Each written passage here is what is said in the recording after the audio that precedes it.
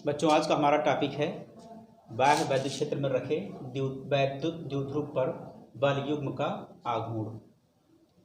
क्या होता है जब किसी वैद्युत द्विध्रुव को किसी बाह्य वैद्युत क्षेत्र में रखा जाता है। वैद्युत द्विध्रुव अपना वैद्युत क्षेत्र तो बनाता है, परंतु जब हम इसको किसी बाह्य वैद्युत क्षेत्र में रखते हैं तो उस पर बल युग्म का आघूर्ण कार्य करता है। तो कितना बल युग्म का आघूर्ण कार्य करता है, इसे हम लोग ज्ञात करेंगे जब किसी द्विध्रुव को बाह्य वैद्युत क्षेत्र में रखा जाएगा। सपोज कि हमारे पास एक समान बाह्य वैद्युत क्षेत्र है।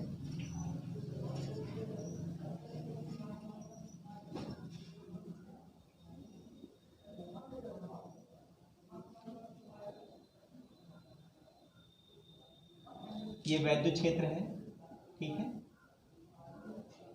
वैद्युत क्षेत्र कैसा वैद्युत क्षेत्र है? एक समान वैद्युत क्षेत्र, ठीक है। एक समान वैद्युत क्षेत्र। एक समान वैद्युत क्षेत्र हम किसे कहते हैं? जब बल रेखाएं बराबर दूरियों पर हो, जैसे इस तरह से दिखाया जा रहा है। जब बल रेखाएं बराबर दूरियों पर होती हैं तो इसको हम लोग क्या बोलते हैं? एक समान वैद्युत क्षेत्र। अगर मान लीजिए बल रेखाएं इस तरह से है, इस तरह से है, इस तरह से है, ऐसे है, तो इसे हम लोग क्या बोलेंगे? असमान वैद्युत क्षेत्र। और इसमें बल रेखाएं बराबर दूरी पर हैं तो इसे बोलेंगे हम लोग एक समान वैद्युत क्षेत्र, ठीक है। तो हमारा कोई एक द्विध्रुव है जो किसी बाह्य वैद्युत क्षेत्र में रखा हुआ है और वैद्युत क्षेत्र हमारा कैसा है? एक समान। यानी कि एक समान वैद्युत क्षेत्र में द्विध्रुव को रखा गया है, तो हमको ये फाइंड करना है कि उस पर कितना बल युग्म का आघूर्ण कार्य करेगा, ठीक है। जब हम किसी द्विध्रुव को, मान लीजिए कि हमारा एक वैद्युत द्विध्रुव है, ये प्लस क्यू है और इसे 2l दूरी पर, 2l दूरी पर हमारा यहाँ पर क्या है? -q आवेश है, ठीक है। और इनके बीच की दूरी कितनी है? 2l है, ठीक। तो जब हम वैद्युत द्विध्रुव को एक समान वैद्युत क्षेत्र में क्षेत्र से किसी थीटा कोण पर रखते हैं तो द्विध्रुव पर बल युग्म कार्य करता है जो उसको घुमा करके ऐसे क्षेत्र की दिशा में ले आता है। जब हम ऐसे रखते हैं तो उस पर कोई बल युग्म नहीं लगता है, लेकिन जब हम उसको क्षेत्र से किसी कोण थीटा पर रखते हैं तो उस पर एक बल युग्म कार्य करता है, ठीक है। बल युग्म क्या होता है? बराबर और विपरीत ऐसे बल जो परिमाण में क्या हो? बराबर हो और विपरीत हो, ठीक है। दिशा में कैसे हो? विपरीत। तो ऐसे बलों को हम लोग क्या बोलते हैं? बल युग्म कहते हैं। तो हमें फाइंड करना है क्या है? बल युग्म का आघूर्ण, ठीक है। तो हमारा द्विध्रुव है, यह आवेश +q और यह आवेश क्या है? -q है। तो इस धन आवेश पर, जो हमारा धन आवेश पर है, इस पर भी एक बल कार्य करता है। वो बल किधर कार्य करता है? क्षेत्र की दिशा में कार्य करता है, ठीक है। बल जो वैद्युत बल क्षेत्र के नाते लग रहा है, इस क्षेत्र के कारण, बाह्य क्षेत्र के नाते कार्य कर रहा है धन आवेश पर, वो बल क्या है? F है। इसका मान क्या होता है? क्षेत्र के लगने कारण से, वैद्युत क्षेत्र के लगने के कारण से लगने वाला जो वैद्युत बल होता है वो F बराबर क्या होता है? Q × E है, ठीक है। और ये जो आवेश है ऋण आवेश, इस पर जो बल कार्य कर रहा होता है वो क्षेत्र की दिशा के विपरीत कार्य करता है। इस पर लगने वाला बल क्या है? इधर की तरफ में लग रहा है, या फिर ये भी कितना होगा? परिमाण में आवेश Q है और वैद्युत क्षेत्र परिमाण में E ही है, ठीक है। एक समान वैद्युत क्षेत्र है तो यहाँ भी लगने वाला बल क्या है? Q × E है, और यहाँ भी लगने वाला बल क्या है? Q × E है, ठीक है। ये द्विध्रुव हमारा इस तरह से रखा हुआ है। अब इस पर दो बल कैसे लग रहे हैं? बराबर लग रहे हैं और विपरीत लग रहे हैं। एक बल इधर की तरफ में और एक बल इधर की तरफ में।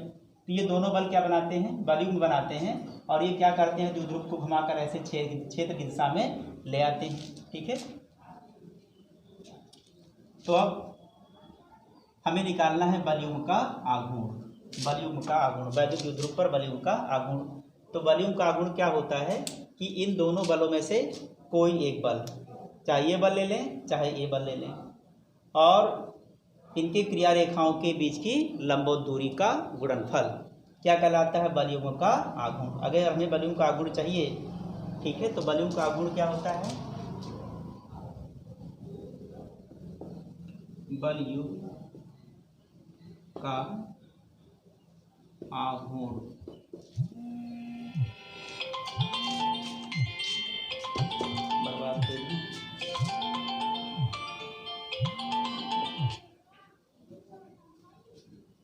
बलयुग्म का गुण क्या होता है?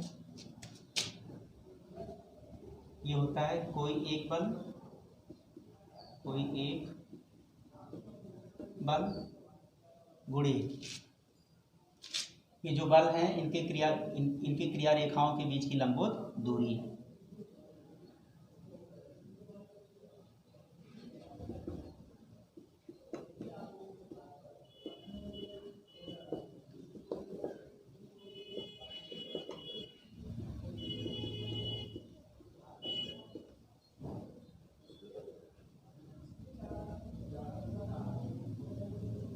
लंबवत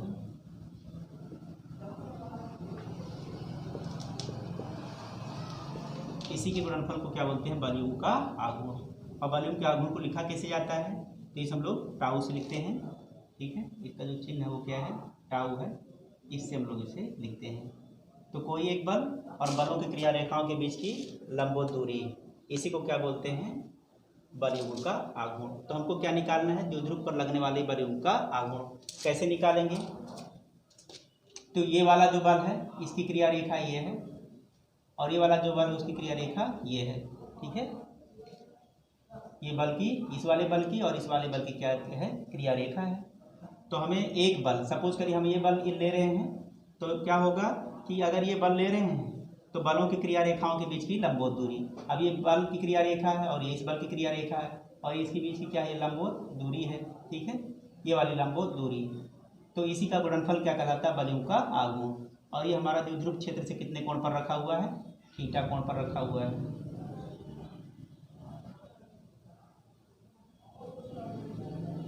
ठीक। तो बलयुग्म का आघूर्ण निकालने के लिए हमें दोनों बलों में से कोई एक बल, तो कोई एक बल हमने कितना ले लिया? बल का परिमाण क्या है? Q इंटू ई है। बल का परिमाण क्या है? Q इंटू ई है। और उनके क्रिया रेखाओं के बीच की क्या है? लंबवत दूरी। तो लंबवत दूरी हमारी इतनी है, ठीक है, लंबवत दूरी। अब इस लंबवत दूरी को अगर हम निकालें तो इसका मान आएगा 2L साइन थीटा। अगर इस वाले त्रिभुज में इसकी इस भुजा का हमको परिमाण चाहिए, इस भुजा की लंबाई हमें चाहिए, तो हम जानते हैं कि साइन थीटा बराबर क्या होता है? लंब बटे कर्ण, ठीक है, लंब बटे कर्ण। तो कर्ण कितना है? 2L है, ठीक है, 2L है। तो लंब का मान अगर हमको निकालना हुआ तो कितना आ जाएगा? 2L साइन थीटा, ठीक। इस तरह से हमारा जो है इसकी वैल्यू कितनी आ जाएगी? 2L साइन थीटा आ जाएगी।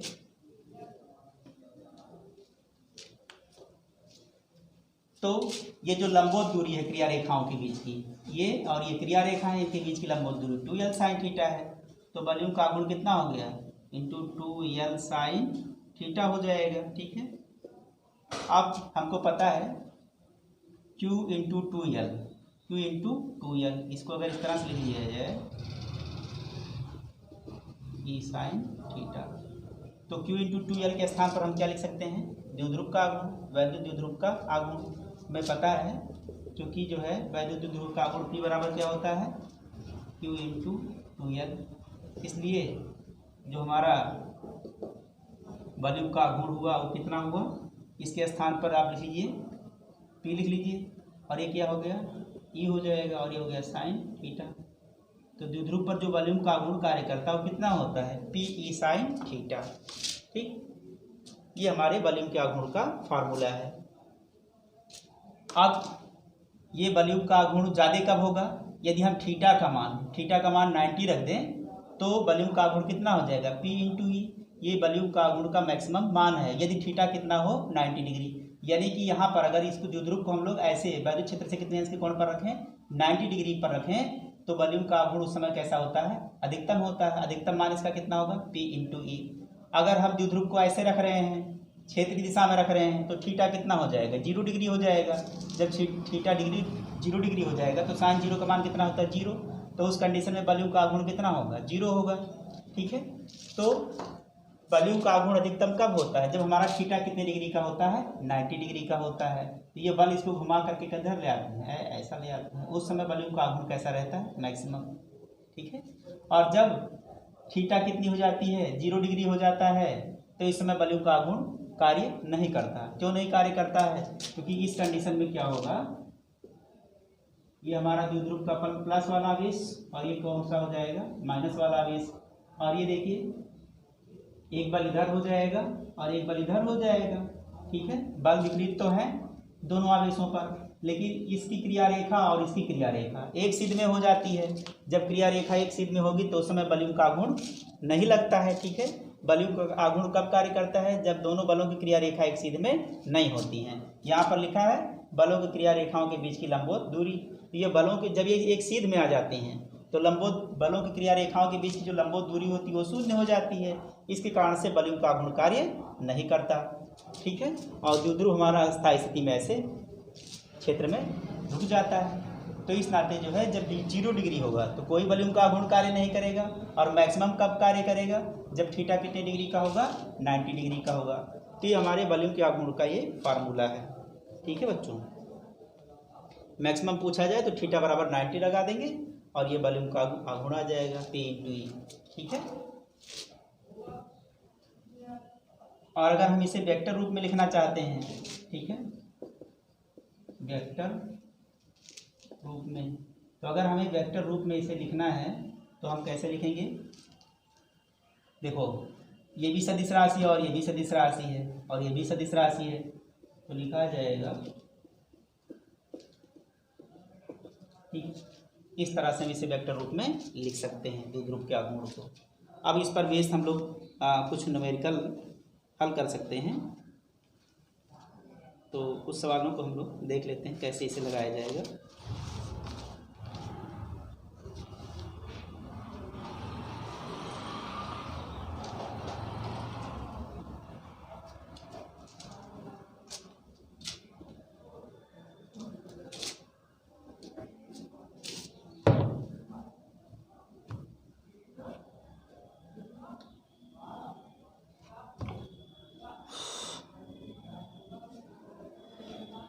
तो हमारा जो न्यूमेरिकल है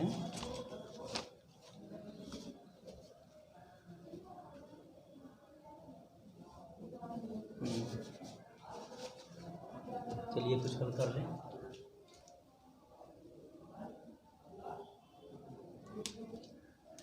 कहा जा रहा है 2 न्यूटन प्रति कूलाम, 2 न्यूटन प्रति कूलाम के वैद्युत क्षेत्र में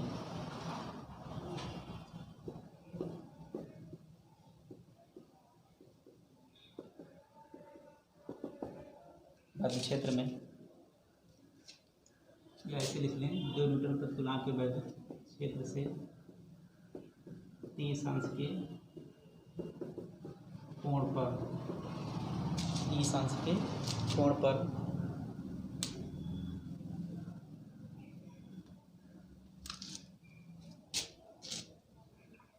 एक कूलाम मीटर का, एक कूलाम मीटर का आघूर्ण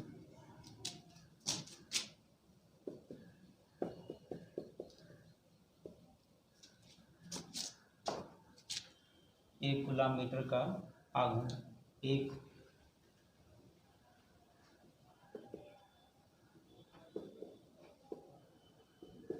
द्विध्रुव पर लग रहा है, एक द्विध्रुव पर लग रहा है।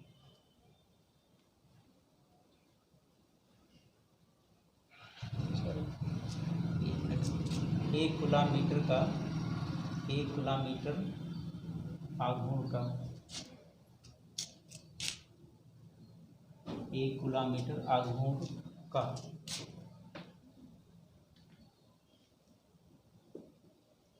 एक द्विध्रुव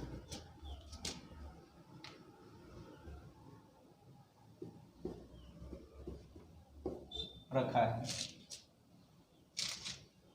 वैद्युत द्विध्रुव पर लगने वाले बलयुग के आघूर्ण की गणना कीजिए। वैद्युत द्विध्रुव पर लगने वाले बल युग्म के आघूर्ण की गणना कीजिए, ठीक है। ये आपका क्वेश्चन है। कहा जा रहा है 2 न्यूटन प्रति कूलाम के वैद्युत क्षेत्र से t अंश के कोण पर 1 कूलाम मीटर आघूर्ण का एक द्विध्रुव रखा है। वैद्युत द्विध्रुव पर लगने वाले बलों के आघूर्ण की गणना कीजिए। तो आपको क्या क्या दिया गया है? आपको दिया गया है वैद्युत क्षेत्र की तीव्रता E दी गई है, कितना? 2 न्यूटन प्रति कूलाम दिया गया है। और जो थीटा बन रहा है वैद्युत क्षेत्र से वो कितने अंश का है? 30 डिग्री का है, ठीक है। और द्विध्रुव का जो आघूर्ण है, द्विध्रुव का आघूर्ण वो कितना है? P बराबर 1 कूलाम मीटर है, 1.0 लिख देते हैं, 1 कूलाम मीटर है। तो इस पर आपको क्या ज्ञात करना है? वॉल्यूम का आघूर्ण। अभी आपको हमने पढ़ाया कि वॉल्यूम का आघूर्ण जो हमने निकाला उसका फार्मूला क्या होता है? हम लिख सकते हैं P into E sine theta, ठीक है। अब P का मान हमको दिया गया है, P का मान हमारा कितना है? 1 कूलाम मीटर है, तो ये हो जाएगा 1। और वैद्युत क्षेत्र की तीव्रता कितनी है? 2 न्यूटन प्रति कूलाम है, ठीक है, 2 न्यूटन प्रति कूलाम है। और ये कितना हो जाएगा? साइन 30 अंश, ठीक है। अगर हम साइन 30 अंश की वैल्यू को यहाँ पर पुट कर दें तो हमें मिल जाएगा। तो हो गया 1 इंटू 2, इसका मतलब क्या हो जाएगा? 2 हो जाएगा। और साइन 30 अंश का मान कितना होता है? 1/2, और 2 से कैंसिल हो जाएगा, कितना आ जाएगा? 1। मात्रक क्या होगा वॉल्यूम के आघूर्ण का? तो जो वॉल्यूम का आघूर्ण होता है उसका मात्रक होता है न्यूटन मीटर, ठीक है, न्यूटन मीटर।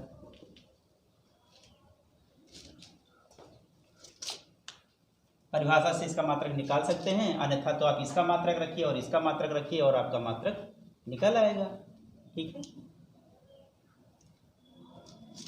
आपने इसका मात्रक लिखा कूलाम मीटर और इसका मात्रक होगा न्यूटन प्रति मीटर। तो मीटर से ये वाला जो कैंसिल हो गया और ये क्या निकल के आ गया? Newton metre. और परिभाषा से दोनों बलों में से कोई एक बल और क्रिया रेखाओं के बीच की लंबवत दूरी।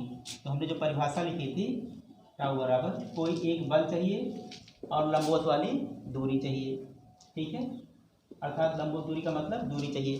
तो बल और दूरी, बल का मात्रक क्या है? न्यूटन है, और दूरी का मात्रक क्या है? मीटर है। इस तरह से जो है इसका मात्रक क्या है? कितना? न्यूटन मीटर आ गया, ठीक है।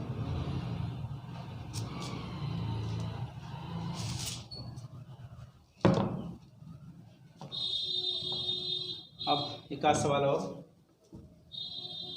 प्रैक्टिस कर लें। दूसरा प्रश्न हमारा ये है कि एक वैद्युत द्विध्रुव 10⁵5 न्यूटन प्रति कूलाम के वैद्युत क्षेत्र से 30 अंश के कोण पर रखा गया। अब की बार पूरा प्रश्न नहीं लिख रहे हैं, कह रहा है कि एक वैद्युत द्विध्रुव 10⁵5 न्यूटन प्रति कूलाम के वैद्युत क्षेत्र में रखा गया है। तो जो वैद्युत क्षेत्र की तीव्रता है उसमें कितना दे रखा है? 10⁵5, ठीक है, 10⁵5 न्यूटन प्रति कूलाम वैद्युत क्षेत्र की तीव्रता है।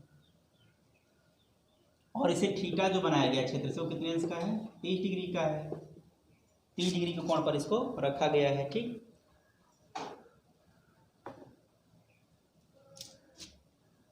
और उस पर लगने वाला जो वॉल्यूम का आघूर्ण है उन्होंने दे रखा है कि इस द्विध्रुव पर जो लगने वाले वॉल्यूम का आघूर्ण है वो कितना है? 6×10⁻²⁻24 न्यूटन मीटर है ये, ठीक है। वैद्युत द्विध्रुव आघूर्ण की गणना करिए। अब आपसे क्या पूछ रहे हैं? P का मान आपसे पूछ रहे हैं। तो हमने जो फार्मूला बताया टाउ बराबर P इंटू ई साइन थीटा, यही आपको लगाना है, P इंटू ई साइन थीटा, ठीक है। ये हमको दे रखा है और ये हमसे पूछा गया है। तो P बराबर हो जाएगा टाउ अपॉन ई साइन थीटा, और टाउ का मान कितना है? 6 × 10⁻24, और E कितना है? 10⁵ है, न्यूटन प्रति कूलाम में है। और थीटा कितना है? तो यहाँ पर लिखा जाएगा साइन 30 डिग्री। साइन 30 डिग्री का मान कितना होता है? 1/2, ठीक है। ये 6×10⁻24 और यहाँ पर 10⁵5 हो जाएगा, और इसका मान कितना हो जाएगा? 1/2 हो जाएगा। आप 2 को ऊपर लिख देंगे तो 6 × 12 हो जाएगा, इस तरह से, ठीक है, -24। और यहाँ पर 5 को ऊपर ले जाएंगे तो हो जाएगा -5 हो जाएगा, और 24 5 कितना हो जाएगा? 29, ठीक है।